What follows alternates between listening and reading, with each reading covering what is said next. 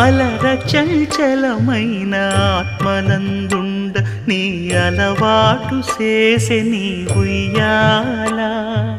అలర చంచలమైన ఆత్మనందుండ నీ అలవాటు చేసే నీ ఉయ్యాల. పలుమారు ఉచ్ఛ్వాస పవనమందుండ నీ భావంబు తెలిపే నీ ఉయ్యాల.